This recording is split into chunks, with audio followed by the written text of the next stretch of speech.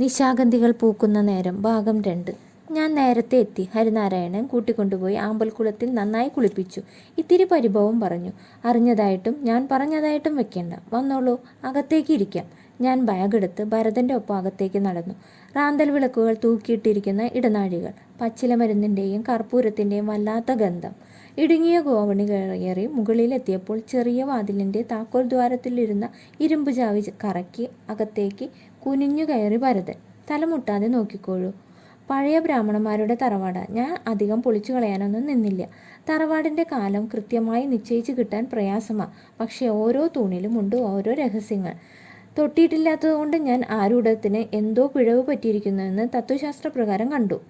തലദ്വാരം കടന്ന് ആരൂഢത്തിൽ ചെന്ന് ചേർന്നിട്ടില്ല. നെടുകണ്ടം ഉരുപ്പടി. ആർക്കാ പിഴച്ചതെന്ന് അറിയില്ല. തച്ചനോ അതോ ഗണികനോ. ഞാൻ കിടക്കയിൽ ബാഗ് വെച്ച് തടി നിരത്തി പണിത ആ മുറിയിലെ പഴയ കസരയിൽ ഇരുന്നു. എതിരെ എന്തോ പറയാൻ എന്ന ഭാവത്തിൽ ഭരതനും. കയ്യിലിരുന്ന മുറുക്കാൻ പെട്ടി തുറന്ന് 3 മിനിറ്റ് ഒന്നും മിണ്ടാതെ അടുക്കും ചിട്ടയോടും കൂടി മുറുക്കാൻ തയ്യാറാക്കി വായിലേക്ക് വെച്ച് കൈകുടഞ്ഞ് 2ാം മുണ്ട് എടുത്ത് തുടച്ച് ഒന്ന് മൂളി ഭരതൻ. തന്നെ ഞാനിങ്ങോട്ട് വിളിച്ചത് ഒരു ചെറിയ കാര്യത്തിനല്ല. വലിയ മന്ത്രവാദിയാണ് എന്നൊക്കെ ലോകം പറഞ്ഞ് സ്ഥാപിച്ചിട്ടുണ്ടെങ്കിലും പലതിൻ്റെയും പരിഹാരം എങ്ങനെ കണ്ടുപോകുന്നു എന്നത് എനിക്കും അത്ഭുതം തന്നെ. മൂർത്തിയുടെ കൃപ തന്നെ. ഉപാസനാബലം മാന്ത്രികന് ശക്തി തന്നെയാണ്. ഞാൻ തന്നോട് ഒരു കാര്യം പറയാം. അതിൻ്റെ പരിഹാരം കണ്ടെത്തിയേ ഇവിടെ നിന്ന് പോകാവൂ. ഞാൻ ഭരതനെ നോക്കി നിശബ്ദനായിരുന്നു. എന്താ പറയുന്നത് എന്ന് ശ്രദ്ധിച്ചു കേൾക്കാൻ. എന്തിനും ഒപ്പം ഹരിനാരായണൻ ഉണ്ടായിരുന്നു. ഞാൻ എന്തെങ്കിലും പറയുമ്പോൾ മറുത്തൊന്നും പറയില്ല. പിന്നെ അങ്ങും ഇങ്ങും തൊടാതെ പരിഭവം പറഞ്ഞു നടക്കും. എന്നാലും അവൻ ശുദ്ധിയുള്ളവനായിരുന്നു. എന്തിനൊപ്പം നിൽക്കുന്ന ഒരുത്തൻ. അവൻ്റെ മരണം എന്നെ ശരിക്കും ഒറ്റപ്പെടുത്തിയെന്ന് പറഞ്ഞാൽ മതിയടോ. ഭരതൻ. എന്താ പറഞ്ഞത് ഹരിനാരായണൻ? ഇന്നേക്ക് 7ാം ദിവസം. രാത്രി കിടക്കുമ്പോൾ ഇത്തിരി പേടി വരുന്നുണ്ടെന്ന് ഭരതേട്ട എന്ന് പറയും. അന്ധവിശ്വാസങ്ങൾ ഇത്തിരി കൂടുതലായിരുന്നു അവന്. ഞാൻ കാര്യമാക്കിയില്ല. പക്ഷെ മരണം വല്ലാത്തതായിരുന്നു. എങ്ങനെ? ഞാൻ അത്രയേ ചോദിച്ചുള്ളൂ. സൂര്യൻ അസ്തമിക്കുമ്പോൾ പണിയൊക്കെ കഴിഞ്ഞ് ചൂട്ടും കത്തിച്ച് പിടിച്ച് ശരീരമാകെ എണ്ണ തേച്ച് പിടിപ്പിച്ച് മൂളിപ്പാട്ടും പാടി കുളത്തിൻ്റെ കരയിലേക്ക് പോകും. കല്യാണം കഴിഞ്ഞിട്ട് 3 വർഷങ്ങളായി. ഒറ്റ പ്രസവത്തിൽ അവനുണ്ടായത് ഇരട്ടക്കുട്ടികളാണ്, പെൺകുട്ടികൾ. ഭാര്യയ്ക്ക് ലേശം കാഴ്ചക്കുറവുണ്ട്. മുഖത്തിന് ചേരാത്ത ഒരു സോഡ ഗ്ലാസ് വെച്ച് ആ പാവം നടക്കാറ്. ഞാൻ പല ചികിത്സകളൊക്കെ നോക്കി വരികയായിരുന്നു. ഞാനിങ്ങോട്ട് മാറിയപ്പോൾ ഈ പറമ്പിൽ തന്നെ ഹരിക്ക് ഒരു വീട് വെച്ച് കൊടുക്കാമെന്നും കരുതിയതാ. പക്ഷെ ആള് പോയി.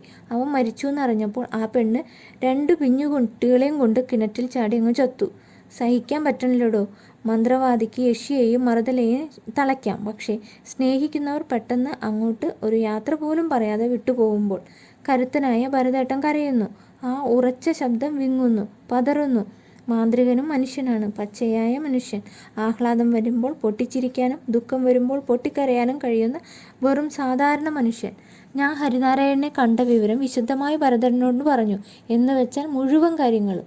ഞങ്ങൾക്കിടയിൽ ഒരു കൊടുങ്കാറ്റിനുള്ള മുമ്പുള്ള ശാന്തത വന്നു നിറഞ്ഞു. വായിലെ മുറുക്കാൻ തുപ്പി വായി കഴുകി എൻ്റെ മുന്നിലേക്ക് വന്നിരുന്നു ഭരതൻ.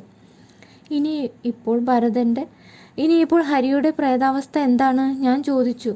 പിശാജ്, കൊടും പിശാജ്. മനുഷ്യൻ്റെ ചോര കുടിച്ച് തുടുക്കുന്ന അട്ടയെപ്പോലെ. വരാൻ പോകുന്ന 3 ദിവസം കൂടി കഴിയുമ്പോൾ അവൻ രക്തപിശാചായി തീരും.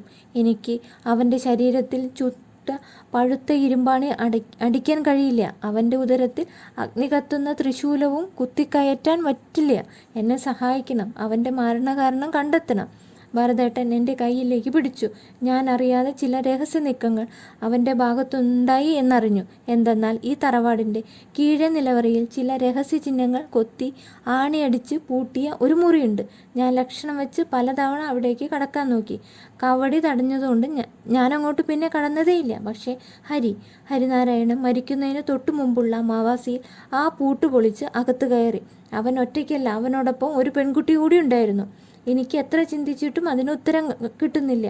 പെൺകുട്ടി? ഞാൻ ചിന്തിച്ചു. എന്നിട്ട് ഭരതേട്ടനോട് ചോദിച്ചു, ഹരി എങ്ങനെ സ്ത്രീ വിഷയത്തിൽ പിന്നെ സമ്പത്തിൽ?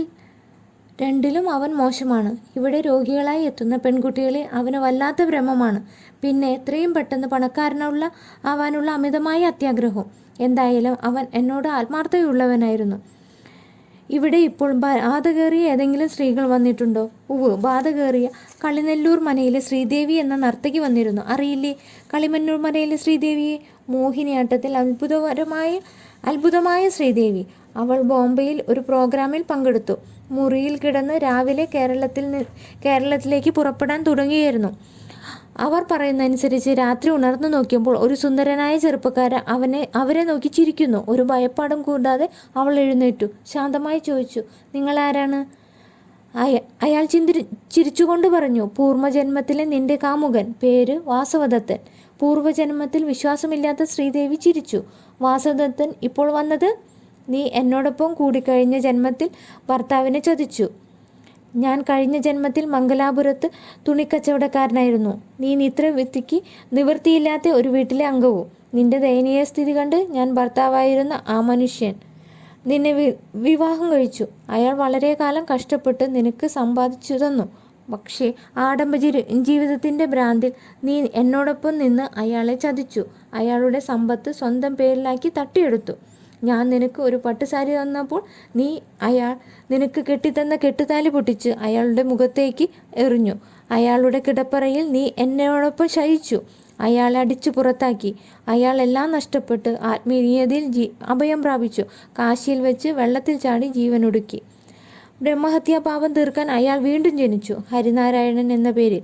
ഈ ജന്മം അയാൾ നിന്നെ കണ്ടെത്തി പ്രതികാരം ചെയ്യും. ശ്രീദേവി പൊട്ടിച്ചിരിച്ചു. എന്നിട്ട് അയാളെ പുറത്താക്കി കഥ കടച്ചു. പക്ഷെ വെളുപ്പിന് അവൾക്ക് അയാളെക്കുറിച്ച് ഓർമ്മ വന്നു. അവൾ തമിഴ്നാട്ടിലെ വൈദീശ്വരൻ കോവിലിൽ പോയി അഗസ്ത്യനാടിയെടുത്ത് പൂർവ്വജന്മം പരിശോധിച്ചു. ആ ചെറുപ്പക്കാരൻ പറഞ്ഞത് സത്യമായിരുന്നു. അഗസ്ത്യനാടിയിൽ എല്ലാം വ്യക്തമായി എഴുതിയിട്ടുണ്ടായിരുന്നു. ഇപ്പോഴും അത് സത്യമാണോ അത് സ്വപ്നമാണോ എന്ന് അവൾക്ക് തിരിച്ചറിയാൻ കഴിഞ്ഞിട്ടില്ല. ക്രമേണ അവർ മോഹിനിയാട്ടത്തിൽ നിന്ന് പിന്മാറി. ചിലങ്കഴിച്ചു വെച്ചു. പൂർവ്വജന്മത്തിലെ ദോഷങ്ങൾ കൊണ്ട് ഈ ജന്മത്തിൽ അവർക്ക് ഭർത്താവും വാഴില്ലെന്ന് ജ്യോതിഷികൾ വിധിയെഴുതി. നിരവധി പേർ അവരെ പ്രണയിച്ചു. പക്ഷേ ആർക്കും അവരെ വിവാഹം കഴിക്കാനോ അവരെ ഒരു വിധത്തിൽ സന്തോഷിപ്പിക്കാനോ കഴിഞ്ഞില്ല.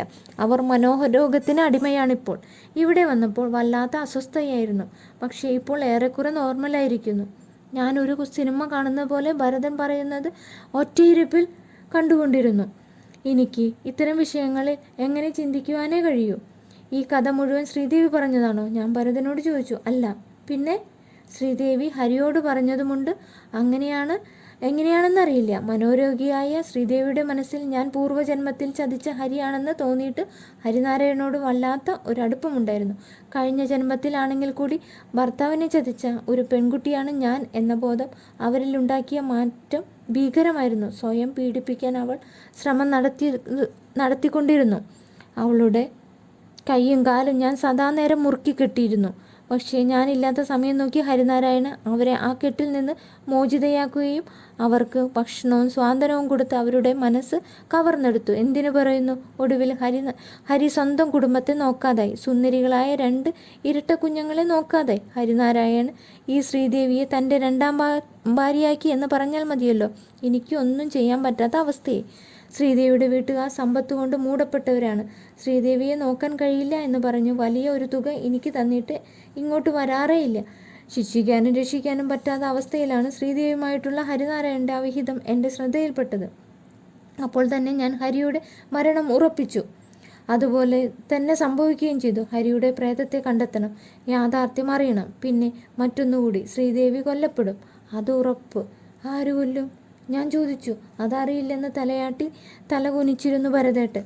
ശക്തിയില്ലാത്ത ചില നിശബ്ദതകൾക്ക് പിന്നിൽ മറഞ്ഞിരിക്കുന്ന ഞെട്ടിക്കുന്ന രഹസ്യങ്ങളുണ്ടാകും. ഹരിനാരായണനെക്കുറിച്ചും മറ്റുമുള്ള വിവരങ്ങൾ മുൻകൂട്ടി തയ്യാറാക്കി ഒരു തിരക്കഥ പോലെ എനിക്ക് തോന്നി. ഭരതൻ ഈ രാത്രി സുഖമായി ഉറങ്ങൂ. ഞാൻ എൻ്റെ കഴിവിനനുസരിച്ച് ഭരതനെ എങ്ങനെ ഇതിൽ നിന്ന് രക്ഷിക്കാൻ കഴിയുമെന്നും ഹരിനാരായണൻ രക്തപിശാച് ആകാതിരിക്കാൻ എന്തു ചെയ്യണമെന്നും ആലോചിച്ചു നോക്കട്ടെ.